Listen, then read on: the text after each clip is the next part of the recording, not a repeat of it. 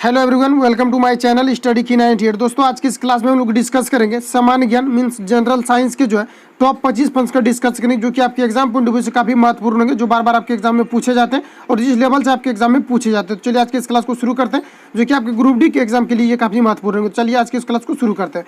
पहला प्रश्न कुछ इस प्रकार से यहाँ पर आपको एक नंबर में बताना है, सभी बलों में होता है। तो बताइए कि सभी बलों में क्या होता है, ये आपको यहाँ पर बताना है। तो सभी बल यहाँ पर यानी कि कहने का मतलब है कि सभी फोर्स में यहाँ पर क्या हो सकता है, ये आपको यहाँ पर बताना है। ऑप्शन ए में यहाँ पर आपको दिया हुआ है परिमाण और दिशा, नेक्स्ट में दिया हुआ घनत्व, नेक्स्ट में फिर यहाँ पर दिया हुआ दिशा और नेक्स्ट में यहाँ पर दिया हुआ परिणाम। तो यहाँ पर आपको बताना है कि बल में क्या हो सकता है।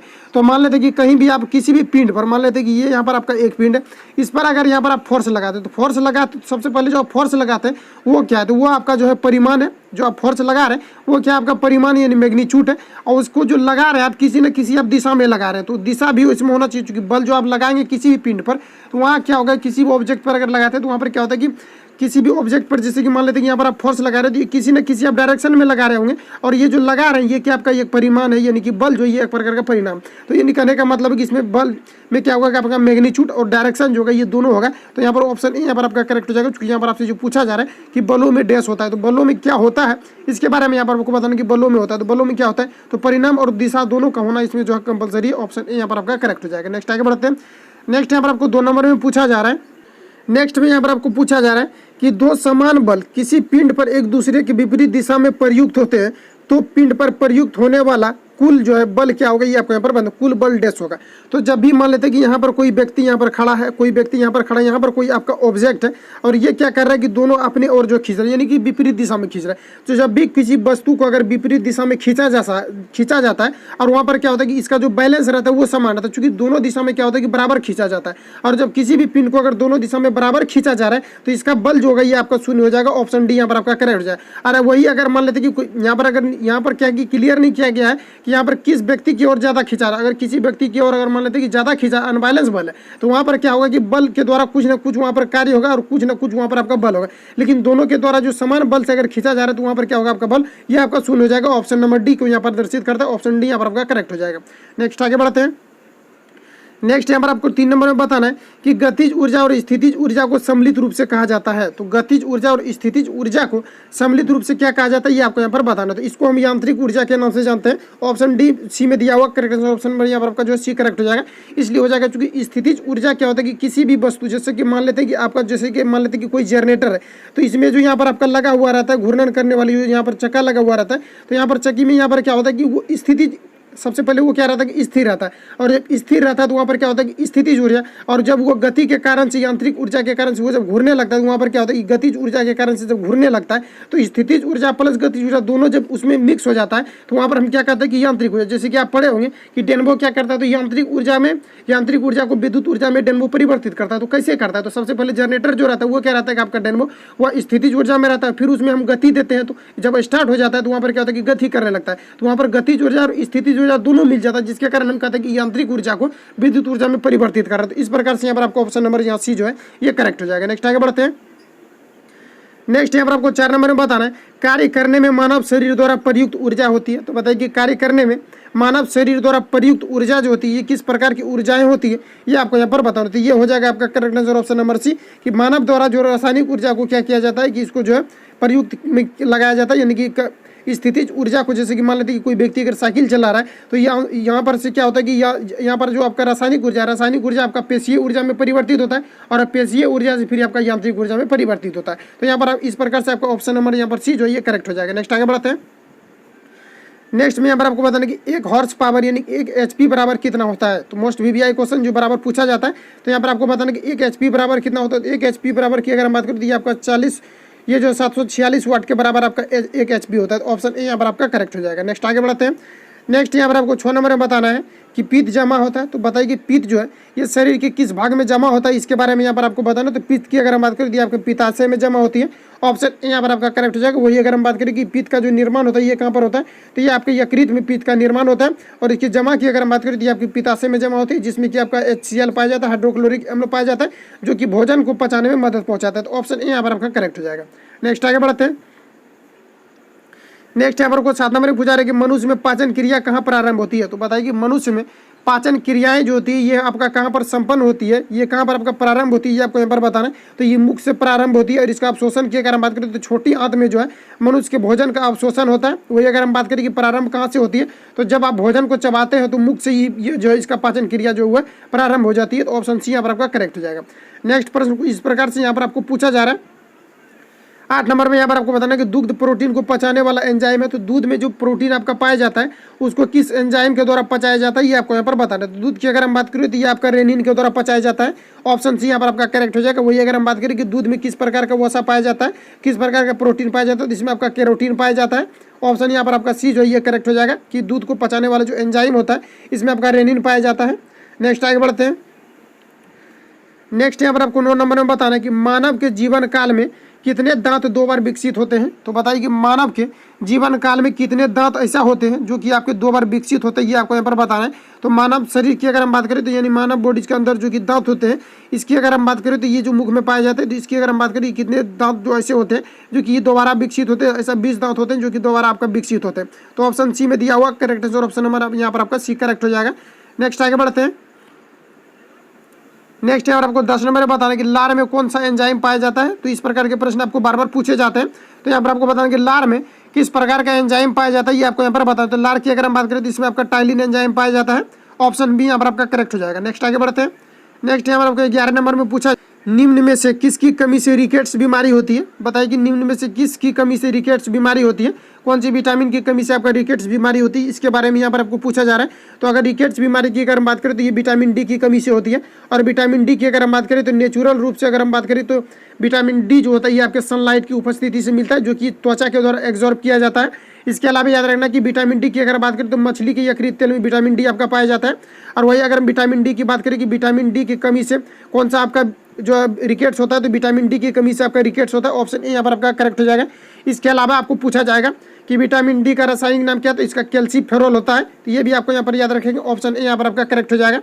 नेक्स्ट आगे बढ़ते हैं। नेक्स्ट यहाँ पर आपको 12 नंबर में बताना कि पाचन तंत्र में मौजूद रस में डैश शामिल होता है। तो बताइए कि पाचन तंत्र में जो शामिल होता है किस प्रकार का आपका जो वहाँ पर एसिड शामिल होते हैं, ये आपको यहाँ पर बताना है। तो पाचन तंत्र की अगर हम बात करें तो इसमें आपका हाइड्रोक्लोरिक एसिड शामिल होते हैं, जो कि ऑप्शन ए में दिया हुआ correct answer option number A हो जाएगा।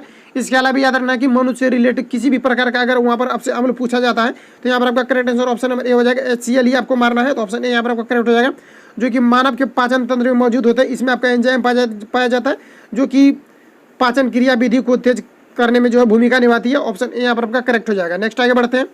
नेक्स्ट यहाँ पर आपको फ्रेंड्स बताना है 13 नंबर में कोशिका का रसोई घर किसे कहा जाता है। तो बताइए कि कोशिका का रसोई घर जो इसे किसे कहा जाता है, ये आपको यहाँ पर बताना है। तो कोशिका की रसोई घर की अगर हम बात करें तो ये आपके क्लोरोप्लास्ट को कहा जाता है कोशिका का रसोई घर।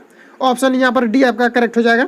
नेक्स्ट आगे बढ़ के घोल का उपयोग किया जाता है। तो यहाँ पर आपको बताना कि मधुमक्खी के डंक का इलाज करने के लिए किस प्रकार के घोल का उपयोग किया जाता है, ये आपको यहाँ पर बताना है। तो मधुमक्खी में सबसे पहली बात यहाँ पर मधुमक्खी में जो आपको पाया जाता है इसमें आपका फॉर्मिक अम्ल पाया जाता है। इसके अलावा याद रखेंगे कि चींटी में पाया जाता है आपका फॉर्मिक अम्ल पाया जाता है। ये सब आपको पूछे जाएंगे।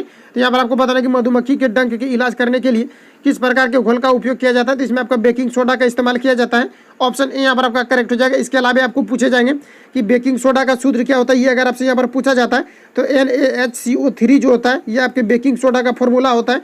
इसको भी यहाँ पर आप लोग याद रखेंगे, जो कि मधुमक्खी के डंक के काटने से इलाज में इसका उपयोग किया जाता है आपका बेकिंग सोडा का। ऑप्शन ए यहाँ पर आपका करेक्ट हो जाएगा। नेक्स्ट आगे बढ़ते हैं। नेक्स्ट यहाँ पर आपको 15 नंबर में बताना है कि चाकू से निम्नलिखित में से किस धातु को काटा जा सकता है। तो बताइए कि चाकू से निम्नलिखित में से किस धातु को काटा जा सकता है, ये आपको यहाँ पर बताना है। तो अगर हम बात करें कि चाकू से किस धातु को काटा जा सकता है तो ऑप्शन ए में दिया हुआ एल्यूमिनियम जो कि आपका गलत हो जाएगा, प्लेटिनम भी आपका गलत हो जाएगा, तांबा भी आपका गलत हो जाएगा। यहाँ पर आपका सोडियम करेक्ट हो जाएगा। सोडियम को चाकू से काटा जा सकता है। इसके अलावा याद रखना कि सोडियम को जो रखा जाता है इसको केरोसिन तेल में डुबा करके रखा जाता है, क्योंकि सोडियम जो होते हैं आपका ये वायुमंडल की जब उपस्थिति में आपका आता है तो ये क्या करता है कि जलना आपका प्रारंभ कर देता है। क्योंकि वायुमंडल की जब ये नमी में आता है तो ये आपका जो है जलने लगता है, जिसके कारण इसे जो है केरोसिन तेल में डुबा करके रखा जाता है। यह आपको पूछा जाएगा कि सोडियम को किस में डुबा करके रखा जाता है, इसको जो है केरोसिन तेल में डुबा करके रखा जाता है। इसके अलावा पूछा जाएगा सफ़ेद फास्फोरस को किस में डुबा करके रखा जाता है, तो इसको पानी में डुबा करके रखा जाता है, क्योंकि सफ़ेद फास्फोरस जो होते हैं ये वायुमंडल की उपस्थिति में जलना प्रारंभ कर देते हैं, जिसके कारण इसको जो है पानी में डुबा करके रखा जाता है। तो ऑप्शन यहाँ पर आपका डी करेक्ट हो जाएगा, चाकू से सोडियम को काटा जा सकता है। नेक्स्ट आगे बढ़ते हैं। नेक्स्ट यहाँ पर आपको 16 नंबर में बताना है डैश एक निष्क्रिय गैस है। तो यहाँ पर आपको बताना है कि डैश एक निष्क्रिय गैस है, तो किस प्रकार का यहाँ पर आपका निष्क्रिय गैस जो है, या ऑप्शन में से कौन सा आपका निष्क्रिय गैस है, ये आपको यहाँ पर बताना है। तो निष्क्रिय गैस की अगर हम बात करें तो सबसे पहले यहाँ पर आपको याद रखना है कि नियोन, और उसके बाद आपका जो है यानी कि आपका जो है नियोन, और उसके बाद यहाँ पर अगर हम बात करें कि कौन कौन से आपका जो है निष्क्रिय गैस पाए जाते हैं, तो ये आपका अगर हम बात करें तो ये आपका हो जाएगा हीलियम हो जाएगा, नियोन हो जाएगा, आर्गन, क्रिप्टन, जेनॉन, रेडॉन जो होते हैं, ये क्या होता है, ये आपका जो ऑक्सीजन गैस के उदाहरण होते हैं कौन कौन से। तो आपको यहाँ पर याद रखना है helium, neon, argon, krypton, xenon, radon जो होते हैं ये आपके ऑक्सीजन गैस के उदाहरण होते हैं। तो यहाँ पर आपको पूछा जा रहा है कि एक निष्क्रिय गैस है, तो यहाँ पर आपको बताइए कौन सा निष्क्रिय गैस है। तो यहाँ पर आपको क्रिप्टॉन जो दिया ऑप्शन ए करेक्ट आंसर हो जाएगा, क्योंकि क्रिप्टॉन जो होते हैं ये आपका निष्क्रिय गैस होते हैं। तो ऑप्शन ए यहाँ पर आपका करेक्ट हो जाएगा। नेक्स्ट आगे बढ़ते हैं। नेक्स्ट यहाँ पर आपको 17 नंबर में बताना है कि डैश सबसे अधिक तन्य धातु है। तो बताइए कि डैश सबसे अधिक तन्य धातु कौन सी, इसमें जो है कौन सा ऐसा धातु है जिसमें कि अगाध वर्धनता का गुण पाया जाता है, ये आपको यहाँ पर बताना है। तो अगाध वर्धनता के अगर हम बात करें तो यहाँ पर आपका correct answer option number D हो जाएगा, गोल्ड, जिसको कि हम AU के नाम से जानते हैं, गोल्ड के नाम से जानते हैं। इसमें क्या होता है कि अधिक आपका अगाध वर्धन ये धातु होती है। ऑप्शन डी यहाँ पर आपका करेक्ट हो जाएगा। गोल्ड को सबसे ज़्यादा जो है ये इसको खींचा जा सकता है, ऑप्शन डी यहाँ पर आपका करेक्ट हो जाएगा। नेक्स्ट आगे बढ़ते हैं। इसके अलावा यहाँ पर पूछा जाता है कि सोना जो होता है कितने कैरेट का होता है, तो ये आपका 24 कैरेट का होता है। लेकिन सोना जो है 24 कैरेट का काफ़ी ये लचीला होने के कारण से इसमें तांबा को मिलाया जा सकता है, ताकि इसका आभूषण जो है वो आसानी से बनाया जा सके, क्योंकि शुद्ध सोना जो होते हैं ये काफ़ी आपका लचीला होते हैं। ये सभी आपको पूछे जाएंगे, तो ऑप्शन डी आपका यहाँ पर करेक्ट हो जाएगा। नेक्स्ट यहाँ पर आगे बढ़ते हैं। नेक्स्ट यहाँ पर 18 नंबर बताना है, किसी विस्फोटकों के कारण समुद्र के तल पर बनने वाली लहरें डैश होती है। तो बताइए किसी विस्फोटक के कारण समुद्र के तल पर बनने वाली जो लहरें होती है ये किस प्रकार की लहरें होती है, ये आपको यहाँ पर बताना है। तो सबसे पहली बात कि समुद्र में अगर हम मान लेते हैं कि आप वहाँ पर क्या करते हैं कि किसी भी आप रोड़ा को अगर फेंकते हैं तो वहाँ पर जो तरंग बनती है वो आपका अनुप्रस्थ होता है। लेकिन वही अगर हम बात करें कि वहाँ पर अगर आपका बम विस्फोटक कराया जाता है तो उसमें क्या होता है कि काफ़ी तेज लहरें होती है, जिसके कारण वहाँ पर क्या होता है कि अनुदैर्घ्य होती है। तो ऑप्शन यहाँ पर बी आपका करेक्ट हो जाएगा कि अगर विस्फोटक के कारण आपसे यहाँ पर पूछा जाता है तो ये आपका हो जाएगा अनुदैर्घ्य तरंग। अगर वही अगर बात करें कि उसमें किसी भी रोड़ा को अगर फेंका जाता है तो वहाँ पर आपका हो जाता है अनुप्रस्थ हो जाता है। ठीक है, तो यहाँ पर आपका जो करेक्ट आंसर ऑप्शन नंबर यहाँ पर आपका बी हो जाएगा। नेक्स्ट आगे बढ़ते हैं। नेक्स्ट यहाँ पर आपको बताना 19 नंबर, मीटर जो विद्युत धारा मापता है डैश कहलाता है। तो बताइए कि मीटर जो कि विद्युत धारा का मेजर किया जाता है ये जो है क्या कहलाता है, ये आपको यहाँ पर बताना। तो विद्युत धारा का किसके द्वारा मेजर, तो ये आपका एमीटर के द्वारा मेजर किया जाता है। इसके अलावा अगर हम विद्युत धारा की अगर वोल्ट की बात करें तो वोल्ट के द्वारा आपका जो है इसके द्वारा आपका वोल्ट को मापा जाता है, वोल्ट मीटर के द्वारा। मीटर की अगर हम बात करें तो इसके द्वारा आपको धारा को मापा जाता है। एक पूछा जाता है आपको गैल्वेनोमीटर, तो गैल्वेनोमीटर में धारा की डायरेक्शन को मापा जाता है। तो इतने फैक्ट आपको यहाँ से याद रखना, ऑप्शन डी यहाँ पर आपका करेक्ट हो जाएगा। नेक्स्ट आगे बढ़ते हैं। नेक्स्ट यहाँ पर आपको 20 नंबर में बताना कि विद्युत ऊर्जा की वाणिज्यिक इकाई क्या है, यानी कि व्यवहारिक जो मात्रक होते हैं विद्युत ऊर्जा की, इसका क्या होता है ये आपको यहाँ पर बताना। तो किलोवाट घंटा में जो है विद्युत ऊर्जा की वाणिज्यिक इकाई यानी कि व्यवहारिक इकाई जो है इसको किस में मेजर किया जाता है, तो किलोवाट घंटा में किया जाता है। ऑप्शन बी यहाँ पर आपका करेक्ट हो जाएगा। नेक्स्ट आगे बढ़ते हैं। नेक्स्ट यहाँ पर आपको 21 नंबर में बताना कि पृथ्वी की सतह के नीचे फंसी गर्मी को डैश कहा जाता है। तो बताइए कि पृथ्वी के अंदर जो गर्मी होते हैं, फंसी हुई गर्मी, उसको हम किस नाम से जानते हैं, जो कि ज्वाला फटने के बाद जिसको हम ज्वालामुखी के नाम से जानते हैं, जो फटता है तो उसमें क्या होता है कि आपका गर्मी बाहर आ जाता है। लेकिन वही गर्मी अगर जमीन के अंदर रहती है तो उसको किस नाम से जानते हैं, ये आपको यहाँ पर बताना है। तो उसको भूतापीय ऊर्जा के नाम से जानते हैं। ऑप्शन डी यहाँ पर आपका करेक्ट हो जाएगा। नेक्स्ट आगे बढ़ते हैं।